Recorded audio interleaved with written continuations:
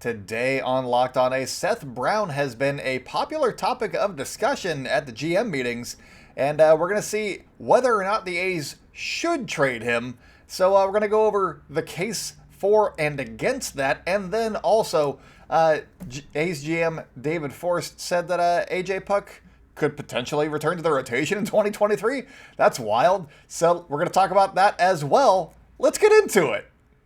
How's it going, A's fans, and welcome to episode 490 of the Locked On A's podcast, part of the Locked On Podcast Network, your team every day. I'm your host, noted baseball fan Jason Burke, and on today's show, David Forst had like 1 minute and a half clip on Twitter where he was interviewed by MLB Network Radio, and wow, that got a lot of content for today's episode, so thank you to MLB Network Radio for allowing me to speculate today.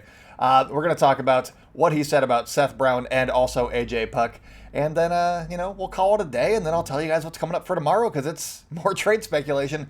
That this time it's going to be about Sean Murphy. So that's what's going to be coming up for you guys tomorrow. But today, thank you so much for making Locked On A's your first listen of the day. We're free and available on all platforms, including on YouTube. So go subscribe to our YouTube channel. You can watch my interview with Mason Miller from earlier this week. He's the A's number 20 prospect. He throws 100. He's a delightful fellow. So go watch that and subscribe to the YouTube channel. Also, make sure to follow us on social media at Locked On A's on Twitter and Instagram. I am by Jason B on Twitter.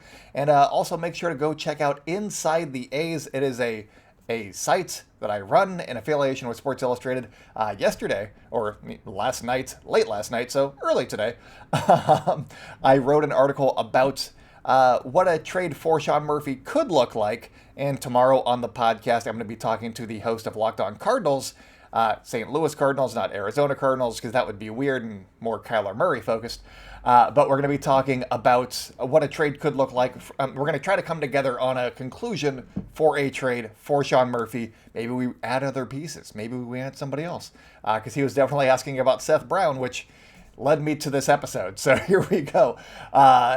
So David Forst, the A's GM, said that he was asked whether or not Seth Brown could be on the table as a trade piece, and he kind of laughed, and I was like, he's been a popular guy at these meetings, and I was like, of course he is. That makes a lot of sense, but in my head, I hadn't thought about the A's trading him yet, because, he's fine, but then I was like, there is a case to be made here that you could, in fact, trade Seth Brown, and it's kind of like the Ramon Laureano situation, where they're both older for baseball players, and it would make sense to get something for them sooner rather than later. So that's partially the case for why you would trade Seth Brown. But let's go over why you would keep Seth Brown. And it's because he's a good baseball player, you guys. And we need something to cheer for in Oakland. That would be nice, because who knows what's going to happen with the ballpark situation. Give me something to watch in 2023, because the A's will be in Oakland in 2023. And Seth Brown, very nice guy. I tweeted this out during spring training because my son would be awake. He was like 3 months old at this point. He would be awake early in the morning, like 3 a.m. And so that's when I would watch the A's reruns of the spring training games so that I could watch A's baseball, because I couldn't watch it when it was live. So we'd watch it at 3 a.m. and he loved watching Seth Brown.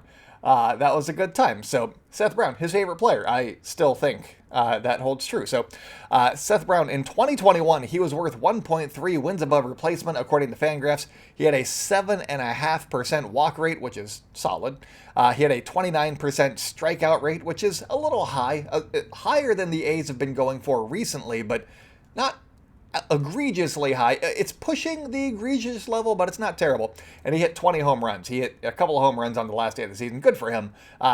Solid 2021 season for Seth Brown. And all season, I was like, let's see what he does, how he grows in 2022. And he grew. He was worth 1.8 wins above replacement. He had a 9.2% walk rate, which is very good.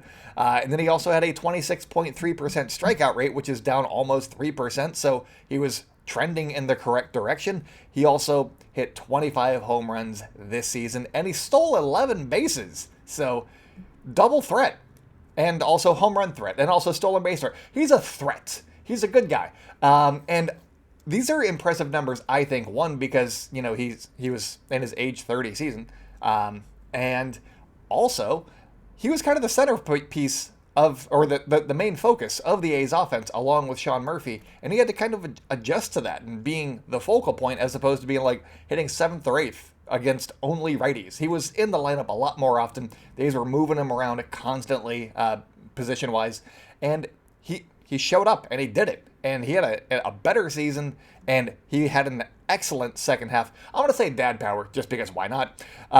He had a 147 WRC plus in the second half, which is 47% above league average. That's up there with some guys. If he could do that for an entire season, he's an elite hitter in baseball. But it was half of a season. We'll see how he does in 2023, but that's an elite hitter in baseball for at least half of a season. He also hit 249 with a 348 on base. Those are both fine numbers. Some people would want him to hit a little bit higher batting average wise, but the on base is excellent. He hit 15 home runs in the second half alone, and he had a 12.8% walk rate, which is amazing. That's got to be in the top 2% or 99th percentile, somewhere in there. That is an elite walk rate for half of a season. He played 84 games at first base, which, he was the A's mostly starting first baseman for a while there, along with Billy McKinney and Stephen Vogt and a cast of others. But he played first base quite a bit. And then he also played 38 games in left, 32 games in right, and 17 games in center field down the stretch because, weird, why not? And I thought that was weird because if everybody's there, he doesn't need to play center field. You got Christian Pache, who you probably need. He's going to be on the roster. I think he's out of options. So he could play center. Or also Ramon Laureano could theoretically play the center. I know that his stats have been a little bit in center field of late. But, I mean, Seth Brown's a first baseman / left fielder / right fielder. Also center fielder? Is he going to be the starting guy, or is he just going to be a fill-in option? It felt like a weird decision and made me think that Ramon Laureano could be on the way out, and I still think that he probably is on the way out, but we'll see how that plays out. But yeah, Seth Brown. He's a versatile guy. He's a good guy. I like having him. He's a 19th round pick. He's easy to root for. So Seth Brown is a guy that the A's should definitely want to keep around for the fans so that we have somebody to root for, because Sean Murphy's probably also on his way out. So we got Christian Pache and Shea Langoliers. He's cool. I'm just naming guys from the Braves trade now. And Dermis Garcia is one of my favorites. Femial Machin's a good time. There's going to be so many guys to keep an eye on. Cole Irvin, great guy. There's going to be a lot of guys to keep an eye on. We're going to see how the roster shakes out. But I think Seth Brown could be a solid guy for the A's, and I think that he should be sticking around for 2023. That is my personal opinion, but I'm going to make the argument here coming up that, I mean, they could trade him. They could. So we're going to talk about that here in a second. But first, today's episode is sponsored by Simply Safe. And if you've thought about securing your home with home security but have been putting it off, you'll want to listen up. Right now, Locked On A's listeners can order the #1 rated Simply Safe home security system for 50% off. This is their biggest offer of the year, and you don't want to miss it. Simply Safe has 24/7 professional monitoring, and they do the thing that they're supposed to do, and I like that. That's a good feature to have for Simply Safe over there. And Simply Safe was named the best home security system of 2022 by U.S. News and World Report. It is the 3rd year in a row that they have gotten that award. You can't go wrong with a security system that is doing it year after year after year. You want consistency when you are protecting your home and your family. And in an emergency, 24/7 professional monitoring agents use Fast Protect technology exclusively from Simply Safe to capture critical evidence and verify the threat is real so that you can get priority police response. So don't miss your chance to save big on the only security system that I recommend. Get 50% off of a new Simply Safe system at simplysafe.com/lockedonmlb today. This is their biggest discount of the year, right ahead of the holidays. So do not wait. That's simplysafe.com/lockedonmlb. There's no safe like a Simply Safe. Welcome back to the Locked On A's podcast. If you guys are enjoying the show, make sure to subscribe wherever you like to hear podcasts. Follow us on social media at Locked On A's on Twitter and Instagram. I'm at ByJasonB on Twitter. And also make sure to go check out Inside the A's. It is a site that I run in affiliation with Sports Illustrated. You can check us out at Inside the A's on the internet, or also Inside the A's on Twitter and on Facebook, so you never miss an article over there. I wrote some good stuff over there, I think, yesterday. I wrote a few good things. Talked about Nick Anderson, who cleared waivers, weirdly. So he's a free agent now. The A's did not pick him up. Apparently, according to Locked On Rays, he had lost a little bit of velocity, so there's that. But yeah, I think it's a nice flyer for a team like the A's. So go sign him to a free agent contract, maybe for the minor league or the big league minimum. Why not? Or to a minor league deal, but for the A's instead of the Rays. And then also I wrote about the trade with Sean Murphy going to the Cardinals and what that could look like. I got very excited about some of their prospects. So I want them now, and we're going to talk about them on tomorrow's episode here with the host of Locked On Cardinals, JD. I don't know his last name, honestly. It's just JD on Twitter, so I'm going with JD. Anyways, let's talk about why it makes sense to trade Seth Brown. I got a few reasons here. I wrote them down. We're going to read them off to you real fast. He's pre-arb. He's pre-arbitration eligible, so he's going to be making the big league minimum, which means that's a good thing for trading people. That you want when you're moving somebody, that not having like $18 million attached to them, that's a bonus for you. You get more things that way. And the A's could use more things. So there you go. He's also not a free agent until after the 2026 season. So he also has 4 years of control left. That's a lot of control. And you would think that a guy like Seth Brown could get a decent return because of the amount of control left. The thing that is interesting here is that he's already 30 years old. He's going to be 31 next July. And I don't know what the market's going to be like for that, for a guy that's, a little bit older, kind of starting to come into his own as he's hitting the age of 30. I know that, a lot of us, regular normies, if you will, we hit our stride around 30, and we expect these kids at like 19 to just burst into the big leagues and start hitting, sliders and stuff. And that's ridiculous. So yeah, 30 years old. Maybe he's just a regular guy in, St. Louis, middle of the country. They're like, yeah, regular guy, Seth Brown. We like that guy.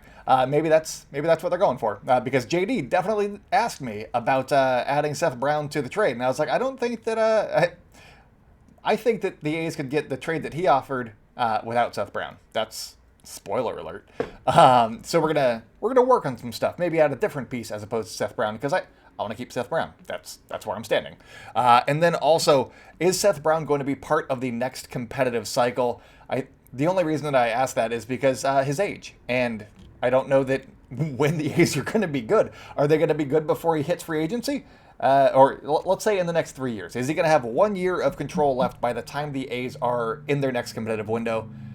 I don't know. I mean, I hope so, because we're going to be seeing, hopefully, Tyler Soderstrom, Zach Gelof, some of the younger guys coming up this season. So you would hope that after a couple of seasons, the A's would be a little bit better, and Seth Brown could be that veteran presence for that club.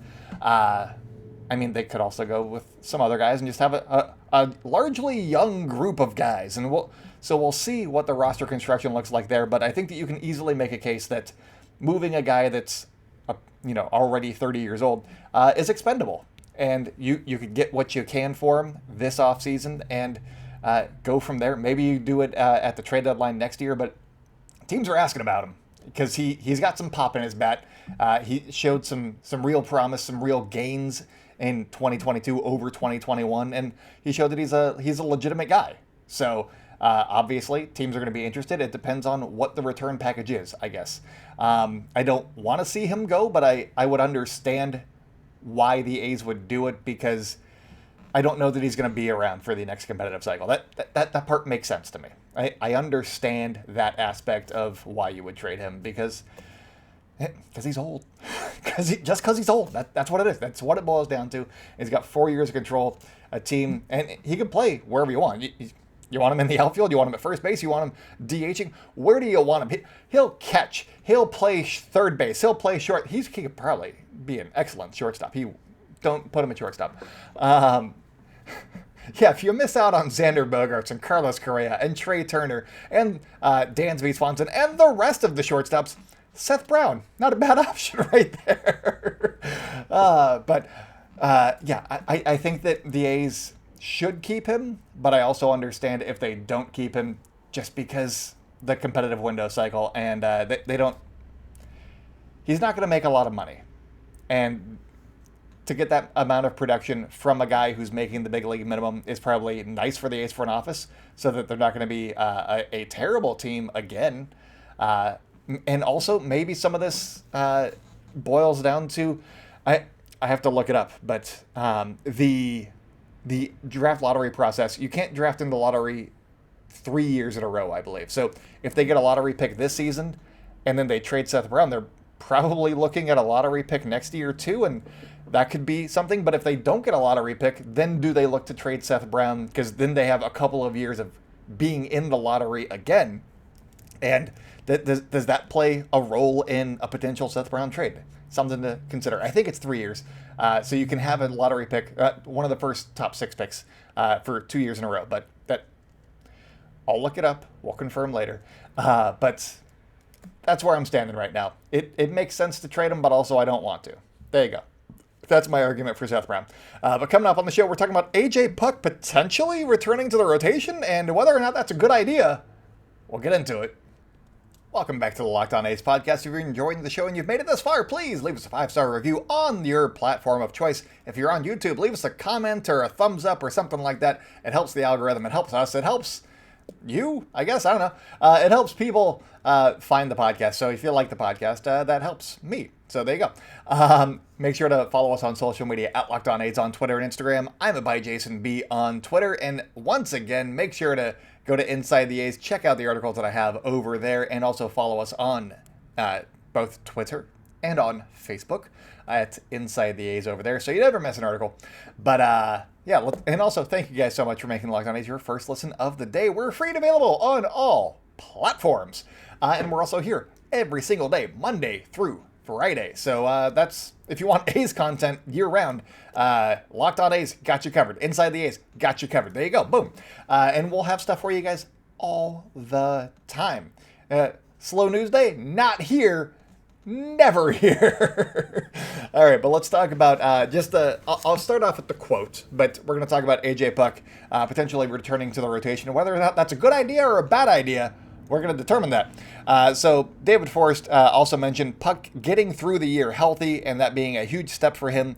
And they have talked about whether or not to have him as a starter in 2023. He said, quotes, "I wouldn't rule out AJ coming into camp as a starting pitcher," end quote. And yeah, that's interesting. I have definitely said that I would not do that on the podcast before, mostly because he stayed healthy, and don't touch him. He's fine now. I don't want him to get hurt, because if he gets hurt, then you get no A.J. Puk. I'd rather have some A.J. Puk than no A.J. Puk. That is just my common. That's where I land on that one. I want some A.J. Puk, but not none. I like some. I like moderate amounts of A.J. Puk. But it would make sense because he was a starter in college at Florida, and he was good at that, which is why the A's drafted him 6th overall. Also, the A's have lots of lefty options, so it's not like they need his left-handed arm in the bullpen. They already got Sam Moll, who was fantastic. They got Kirby Snead, who was my breakout candidate for 2023, so he's going to be good. Obviously, he's going to be good. And then there's guys like Jared Koenig, who came up and was more of a long relief guy, like once a week-ish, and he would pitch 3-4 innings. And he was solid against some good competition. And then a guy like Zach Logue potentially could also be a guy in that mold as well. He's got to work on the giving up the long ball, but Zach Logue could be a bullpen option. That could be a route that they go with him in 2023. Speculation. I don't know anything. Speculation. And that those are just 4 lefties that the A's could use if they felt like it. Adam Kolarek is now a free agent, so that stinks. But yeah, those are 4 guys that the A's could use in the bullpen, and they're all, I mean, 2 of those guys are going to be solid. And one of those guys is Jared Koenig, and I liked him a lot. I'm just not sure if he's going to be a bullpen guy long term. I liked what I saw from him, though. And then Zach Logue, we'll see what he does as well. But the A's got a couple of options at the very least, which could afford the A's to go with A.J. Puck going to the starting rotation, which makes the rotation very interesting because you got Cole Irvin, number 1, I would imagine. And then you got James Kaprielian currently slotted as number 2, but let's see where he ends up. And then, I mean, maybe you could flip-flop A.J. Puck and J.P. Sears. Maybe J.P. Sears goes to the bullpen, but I like J.P. Sears. And but he is kind of a deception pitcher, and maybe you want to limit the times that guys can see him and have him work in short bursts as opposed to in longer stints. Maybe that's what it is. But he was effective for a lot of starts, so I liked that, and I don't necessarily want to mess with that either. So I mean, maybe you could take out JP Sears. You got Ken Waldichuk, who I'm writing in. I think that he would definitely be there as well. You got Paul Blackburn, who, I mean, I've said I think that he's going to be traded. I might try and trade him tomorrow to the Cardinals because JD is interested. He wants Paul Blackburn. He said, yes, we would always like more pitching, please. And I said, okay, here you go. So we'll see how that goes. We're going to try and work out a trade deal with Paul Blackburn as well. But yeah, Paul Blackburn currently in the rotation. And then you got, your Adrian Martinez's. You got Adam Oller, who I really liked down the stretch. Adrian Martinez, if he adds something like a two-seamer, I think that he could be another solid guy. Zach Logue is another guy that's in that realm, but we'll see if Colin Palouse survives, or is added to the 40-man roster or survives the Rule 5 draft. Then he could also be in that realm for starting rotation vibes as well. So yeah, there's some guys that the A's have, and I don't know that they necessarily need to put A.J. Puck in there because they don't have the depth at starting pitcher, but injuries happen, and maybe you want to have him stretched out coming into camp, and then you see what happens with injuries and whether or not you need him in the rotation, and you can put him in the bullpen later on. But I don't know that he's going to be a closer, and maybe that's why they're like, let's just have him start. Why not? Screw it. Because he did not have it in the ninth inning in the few outings that they gave him. He was just erratic with his pitching. The balls were going everywhere. Lots of hit batters, lots of wild pitches, lots of walks. It wasn't a great time in the ninth inning when he had a lead. So, maybe they were like, if he's not going to be a closer or, a late inning guy, make him a starter again. Screw it. Let's see how we can get the most value out of him. And maybe that's the reasoning here is he didn't do it here. Let's go back to this now that he made it through a season healthy and see if that works. But that makes sense, honestly. If you're not going to have your sixth overall pick from a few years ago be your closer, may as well just put him back to where you drafted him in the starting rotation. So that's where that stands. But anyways, that's all that I got for you guys today. On tomorrow's show, I am talking with JD of Locked On Cardinals, and we're going to try and put together a Sean Murphy and others and friends trade, and I'm going to try and swindle the crap out of him and get a bunch of good players because I'm excited about. I'll throw out some names. Mason Wynn, he is fun. I have enjoyed him a lot since the trade deadline. He's really good. He was in Double-A. He has a cannon of an arm at shortstop or second base, wherever you want to play him, but he has the arm for shortstop. And then also Tink Hence is another guy that I was very, very intrigued by. He seems like Luis Medina, who the A's got in the Frankie Montas trade. Yeah, Medina was in Double-A. He struggles with command, but Tink Hence does not struggle with command, but he also throws gas. So I'm intrigued by that. And if you put Tink Hence and Mason Miller together, oh man, what a time the A's could have with those two guys. And then I also was going with a few other guys. Lars Nootbaar, who is their right fielder, was one of those guys. I was very intrigued by Lars Nootbaar because his Baseball Savant page is fully read. And you can read more about all of these guys over at Inside the A's because I wrote about them. So there you go. But anyways, that's all that I got for you guys today. That's what's coming up for you guys tomorrow. But thank you so much for making Locked On A's your first listen today. For your second listen today, check out the Locked On Sports Today podcast. From the games that matter the most to the biggest stories in sports, go beyond the scoreboard and behind the scenes with local experts, insights, and analysis that only Locked On can provide. Locked On Sports Today is available on this app, YouTube, and wherever you get your podcasts. So go check it out. It's a fantastic program, and I thoroughly enjoy listening to it or watching it. I usually listen to it. Peter Bukowski, handsome guy, and I can't be seeing his face while I'm watching sports things because my mind drifts. Just kidding, Peter. Anyways, that's all that I got for you guys today. So until next time, go out and celebrate good times, A's fans, and I will talk at you tomorrow.